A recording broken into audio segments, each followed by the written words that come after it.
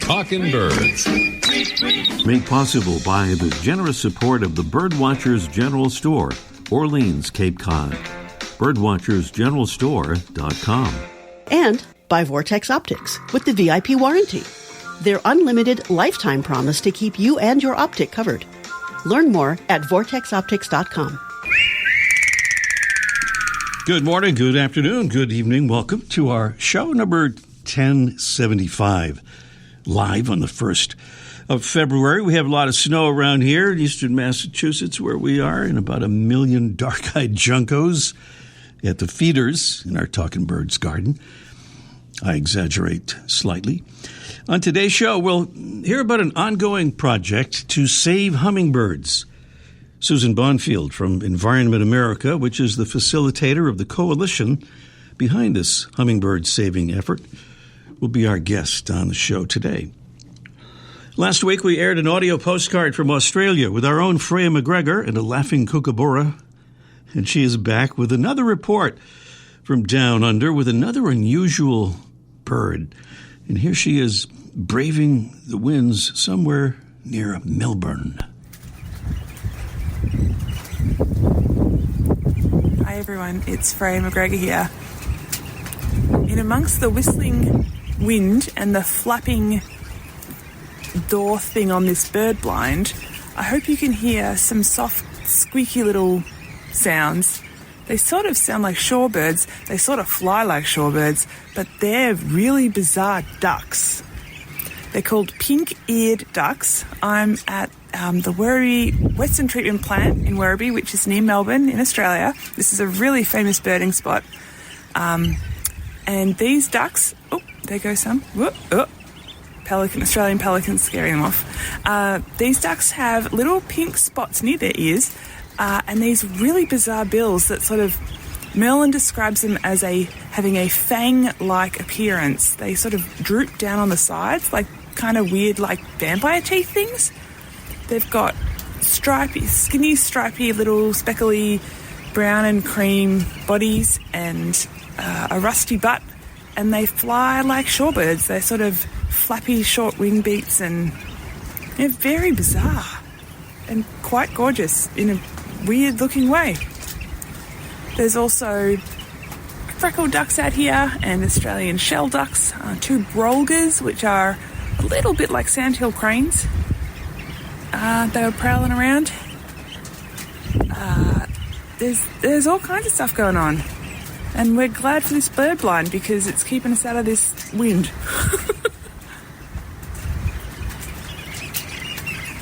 All right, bye. Now there's our Freya dealing with that flapping door and those vampire teeth in southeast Australia. We mentioned the kookaburra just before her report. I thought I'd mention we had a laughing kookaburra right on our broadcast table with us. It was a few years ago when we were broadcasting from an event at the Audubon Society of Rhode Island. In case you want to check it out, because we had some fun with that kookaburra. It was show number 693 on the 9th of September, 2018.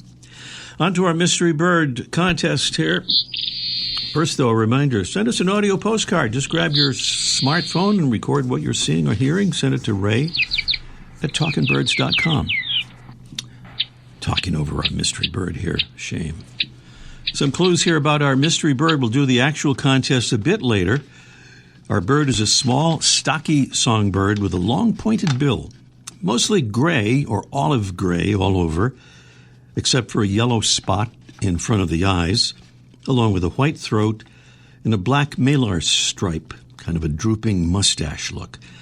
Our bird is found almost exclusively in salt marshes, among tidal reeds and rushes, on a year-round basis along the east and Gulf coasts of the U.S., where it feeds on seeds, insects, spiders, and marine invertebrates. It's our bird, and we have beautiful prizes, including this very special one from Brome Bird Care. It's a Mega 600 feeder. That's right. It has an extra-large tube that holds nearly 2.5 pounds of seed.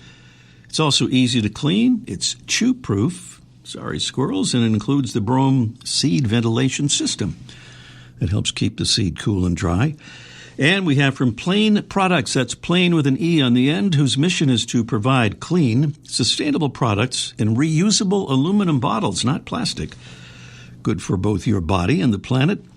It's a 4-part travel set. That's shampoo, conditioner, body wash, and body lotion. Prizes on our upcoming Mystery Bird contest.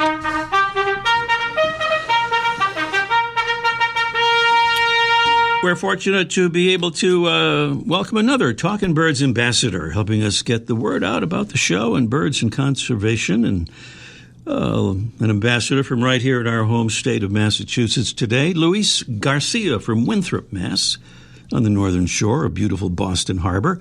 He says, I recently started birding. I discovered your program and love to listen to it on Sunday mornings. Thank you, Luis.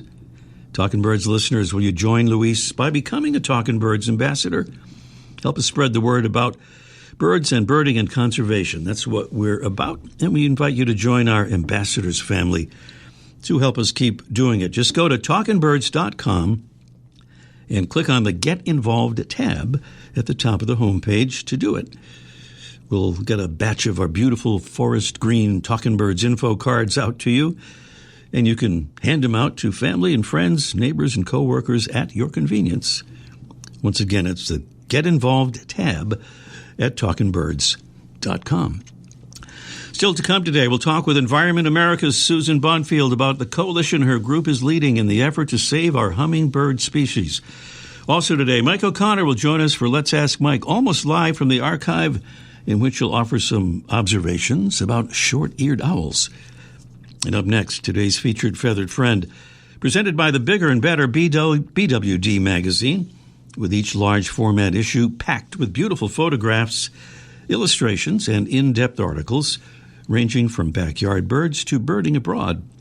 Experience birds up close with BWD at bwdmagazine.com.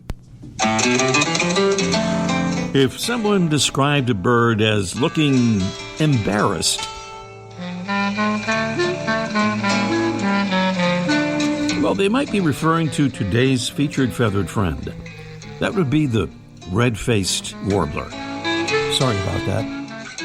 And this bird isn't red-faced the way a red-bellied woodpecker is red-bellied. No, our bird is really red. The male is bright crimson on the face, throat, and upper chest, with another bright red patch behind a black bonnet that extends down to well below the eye. Females look similar, but with reddish-orange, replacing the male's red markings.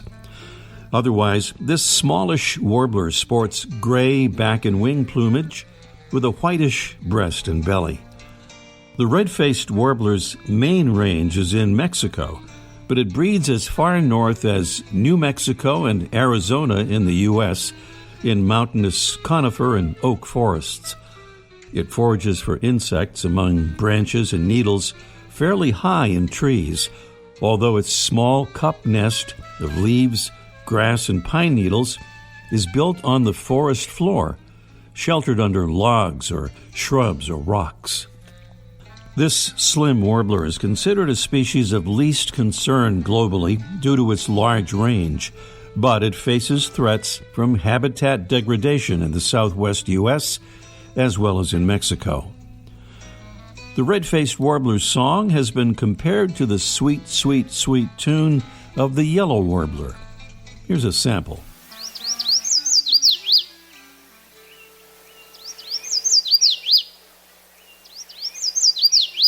Today's Talkin' Birds featured feathered friend, Cardellina rubrifrons, the red-faced warbler.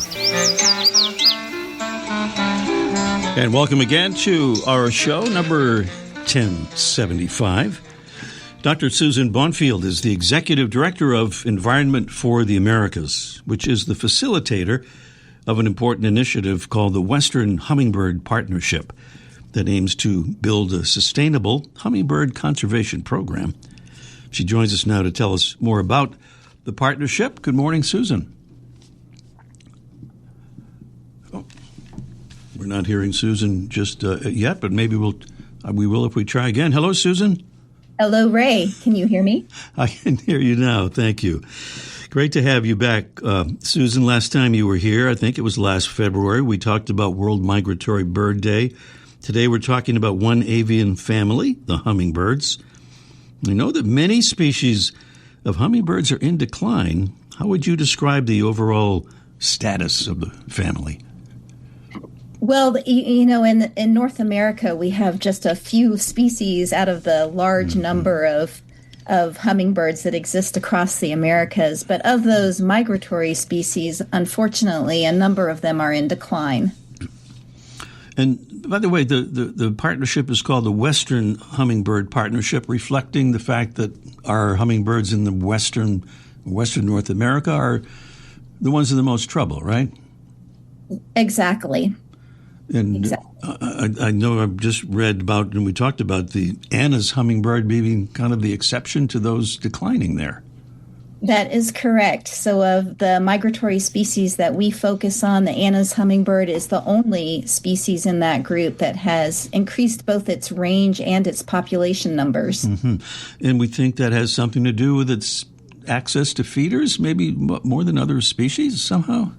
There is speculation that it has expanded its range because of feeders. And then, I guess it's just perhaps an adaptable hummingbird that at the same time has been able to succeed and thrive with feeders and expanding its range and thus increasing its numbers. Huh, fascinating. Well, I guess we know the usual suspects in terms of contributions to the decline in many hummer species: habitat loss, glass collisions, pesticides, cat predation, and we're increasingly recognizing the effects of climate change. Is it fair to say that hummingbirds are affected by climate change even more than most bird families, or no? I don't know about more than most bird families, but we do speculate that because of climate change and the changing phenology of the flowering of plants, that the availability of floral nectar resources might be changing for some hummingbirds. And, quite frankly, Ray, it's just really difficult to put a finger on any one aspect or one of these threats to hummingbird populations, because hummingbirds, they're not the easiest birds to study. Indeed. So this great partnership, I know you have many folks, many coalition partners. What can you tell us about how you're trying to address all of these threats? Well, what we do is we work across borders. So we have representatives from Canada, the United States, and Mexico who meet regularly to discuss current threats to hummingbirds and what actions we can take to help reduce those. That began with over a 1-year process of developing conservation plans focusing on some of those topics that you just mentioned, such as pesticide use and intensive agriculture, for example. Mm-hmm. Tell me if I have this right. The partnership, I think, came into being as a result of a workshop back in 2009, and you have what sounds like an important event, another workshop coming up in August. What will happen? What will happen there? Well, we're really excited about this. This is an opportunity to bring together hummingbird conservationists, land managers, hummingbird banders, and others who are concerned about these losses in hummingbird populations. And we want to bring them together to help share news and information about techniques for bird banding, ways to track hummingbirds, new technologies that might help us out, and also, of course, current research that we want to share. Mm-hmm. I always like to bring this back to our backyards, finally. So beyond feeding hummingbirds, is there something we can all do to help hummingbirds survive and thrive?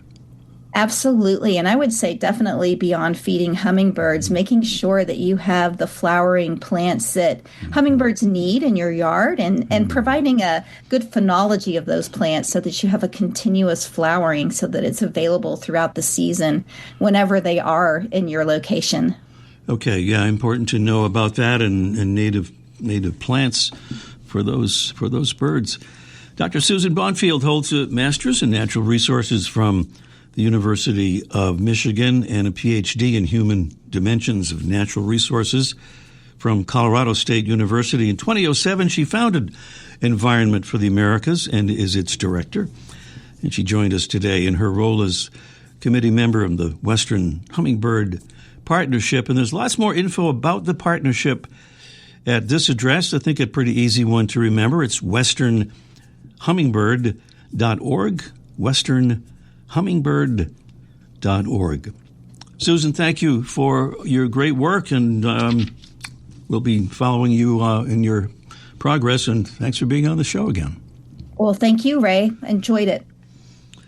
Susan Bonfield here on Talking Birds, and coming up next, right after this little squeaking sound, it's our Mystery Bird contest in just 1 minute. The flutter of a tail feather, the flash of a wing bar in mid-flight. You don't always have a lot of time to identify a bird in nature, let alone to appreciate its beauty. But with Vortex Optics, you'll have the power to bring every wild moment closer. When you choose Vortex, you're choosing to have a partner in the field as passionate about nature as you are. Whether you're spotting old friends on the backyard feeder or packing for a once-in-a-lifetime trip to add a few species to your life list, Vortex offers a full range of optics and optics accessories for every birder and every budget. And whether the birds are taking you to another state or another country, you're always covered by the Vortex VIP warranty, an unlimited lifetime promise to keep you and your optic covered. If you'd like to learn more, or if you need help choosing your next optic, give Vortex a call at 1-800-4VORTEX or visit vortexoptics.com.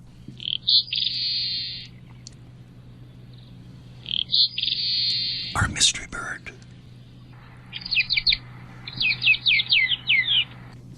We'll give the phone number in just a moment here and describe the prizes and, of course, describe the bird again if you missed it the first time around. And all we would like to give this reminder as well. This is for next time, next week's show and beyond. If you're not hearing our show live and would like to, so you can enter our Mystery Bird contest, for example, just go to talkingbirds.com, no G in talking, and you'll see how to do it. Yes, it's very easy to do at talkingbirds.com. And the other important part of that is to get that live broadcast, you need to know when that would be. And it is Sunday mornings from 9:30 to 10 Eastern. Our Mystery Bird prizes this morning from Brome Bird Care. It's that mega 600 feeder with an extra large tube that holds nearly 2.5 pounds of seed. Other attributes, it's easy to clean. It's chew-proof against squirrels, and it includes the Brome seed ventilation system, which is pretty important too. Keeps the seed cool and dry. Also from Plain Products, Plain with an E, Plaine, whose mission is to provide clean, sustainable products in reusable aluminum bottles, good for your body and the planet. It's a 4-part travel set. That's shampoo, conditioner, body wash, and body lotion. Those are the prizes. And here's that description once again. Our mystery bird is a small, stocky songbird with a long, pointed bill. It's mostly gray or olive gray all over, except for a yellow spot in front of the eyes. It has a white throat and a black malar stripe, that mustache look, kind of a drooping mustache in this case.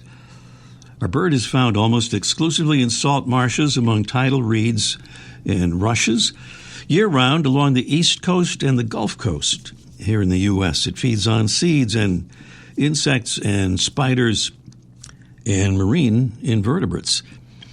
By the way, if we have time and we have a winning answer here at our Mystery Bird, we'll also go for a bonus question and attempt to give away a feather-friendly bird window collision kit.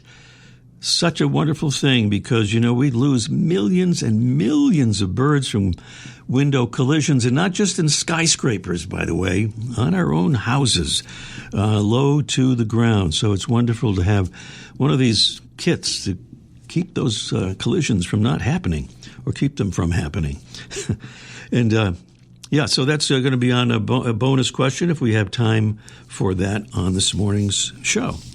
So here's that phone number. It's 781-837-4900. As always, we urge you to call as soon as you can because we do have a tendency to run out of time. That number again, 781-837-4900. We'll check in with Mike O'Connor. It's Let's Ask Mike, almost live from the archive in just 1 minute. We're not quite ready for that. I'll give the phone number again because I think it's kind of important. Here it is. It's 781-837-4900. 781-837-4900. Now it's going to be that time when we say, Let's Ask Mike in just 1 minute. A gentle breeze blows across your face as you take a refreshing sip of water, appreciating the stillness of another morning fishing on the lake.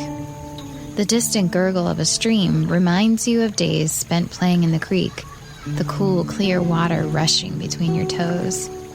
You love this time with nature, the feeling of putting everything on hold to connect with the world around you. Now, imagine it's all gone. No fish, no lake, no water. One of life's most vital resources, irreplaceably depleted. Time is running out to protect fresh water, and without our love, it can and will disappear. It's our choice. Love it or lose it. Help protect our fresh water. Visit World Wildlife Fund at wwf.org/love. We head down to Cape Cod now, where the sun always shines and the owls have very short ears.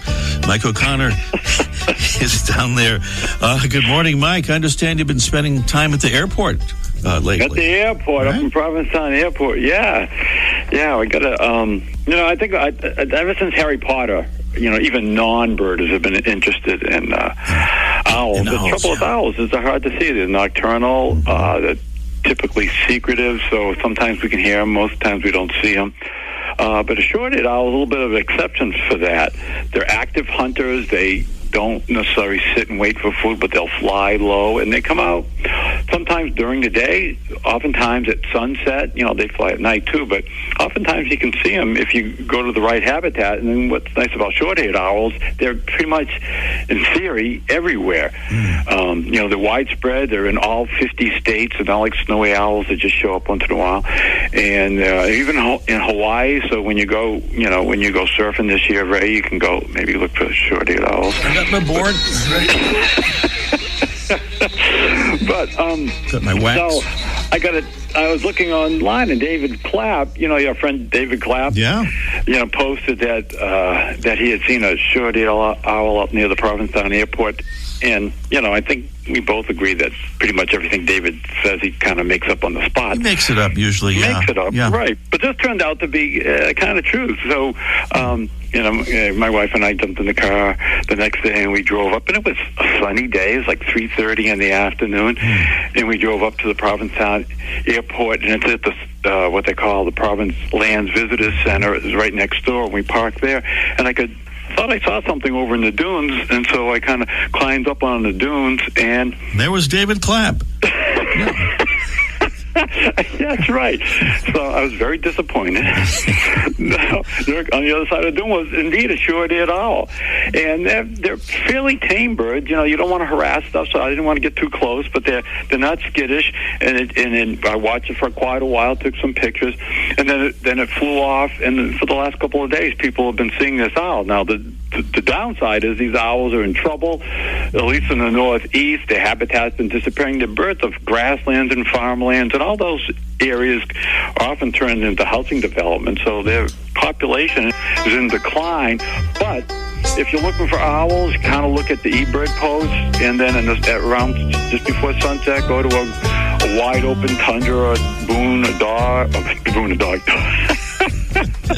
That's what I want to say. Dune or bog area and field, and maybe you get lucky. All right. Well, thank you, Mike, and let us know if you find any more sightings of those or of David Clapp. All right. We'll talk next week, Ray. Thank you, Mike. Mike O'Connor there out by the boons and the dogs on beautiful Cape Cod. And we're back to the Mystery Bird Contest. We'll hear the bird just briefly one more time here. Just a few seconds worth of our mystery bird. 781-837-4900. The phone number here. And Susan is somewhere in the great state of Connecticut. Good morning, Susan. Yes. Hi. Hi, Susan. Hi. Hi. What do you think about that mystery bird? Well, my husband and I used to spend a lot of time along the shore, still do, and it sounded like and it could be a marsh wren. A marsh wren. Let me check the record here and see if that is correct. Apparently not. Not a marsh wren. A top quality guess, though, by you and your husband, Susan. Thank you. Oh, thank you. All right. Try this again. All right. Not a marsh wren, but I can see where we're going with that. And Tanya is in Arlington, Virginia. Good morning, Tanya. Hey, can you hear me? Yes, I can hear you perfectly. Okay. Yes. Yeah, so I'm going to go with a seaside sparrow. Go with that I had a lot of debates. A lot of debates, and you're at home there? Yeah, a lot of debates, but we're going with seaside sparrow. And which side were you on? Do you mind asking? Am I asking? I was a little doubtful of him, so we'll go and give him the credit on this one. All right, I kind of exposed you a little bit there. You're absolutely right. I know you were coming around to it anyway, Tanya. I know you were. Well, he managed to convince me. Oh, okay. Well, good work in any case there. Great. Yes, seaside sparrow is the correct answer. A little bit of fact information. I didn't know this until very recently, that seaside sparrows are known to communicate with their wings and tails. Males raise one wing as a mating signal and to threaten a trespasser. And how about this? Both males and females often raise and shiver their wings or spread their tail. And another threat involves picking up a piece of grass or small stick and pointing it at the intruder. So, back off. There you go. I guess they're like imitating the red-winged blackbird. Something like that. Hey, I think we have time for a bonus question if you're interested in giving it a try. Okay, we'll try. I don't know. Volunteer on the lights out stuff for the window strike, so we'll see. Oh, okay, let me see if I have a bonus question here now that I've said that, because I didn't actually check to see if we had one. But I might make the excuse that we don't have time for the bonus question. I'm so sorry. I'm just looking and we don't have a bonus question available. Sorry about that, but we'll get one for next week. But in any case, Susan, you are the winner of the Mystery Bird Contest with that seaside sparrow. Okay. So if you'll stay on the line, Jesse, you'll get your info. Okay. We'll send you some prizes. Okay. Well, thanks for everything you do. We're relocating to Phoenix, Arizona, and this is one of the last times I could call in and not get up too early. So not get up too early. All right. Well, if you do get up too early sometime, do call us again. Okay. Thanks. All right. Thank you, Tanya. Correctly identifying the seaside sparrow is our mystery bird on this morning's show. And speaking of this morning's show, that is about as going to wrap it up here for today. Well, millions of folks watch birds in their backyards, but from February 13th through the 16th, many will be counting them as well as looking at them for the backyard bird count, the Great Backyard Bird Count. On next week's show, we'll get some details about that Great Backyard Bird Count and how to participate if you'd like to, when we talked with Olivia Carvalho from Birds Canada, one of the groups in charge of that big event. Thanks to our amazing Talking Birds team, Debbie Bleacher, Freya McGregor, and our producing engineer, Jesse Wilkins. I'm Ray Brown, reminding you again that you can enter next week's Mystery Bird Contest no matter where you are on planet Earth, if you don't mind getting up early in some cases. And that's if you listen live. And that's easy to do via the Listen tab at talkingbirds.com. Thanks for listening. See you next week. The bird show. I like that.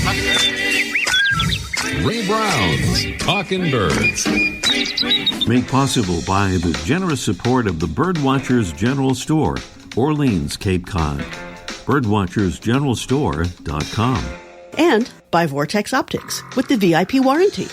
Their unlimited lifetime promise to keep you and your optic covered. Learn more at vortexoptics.com.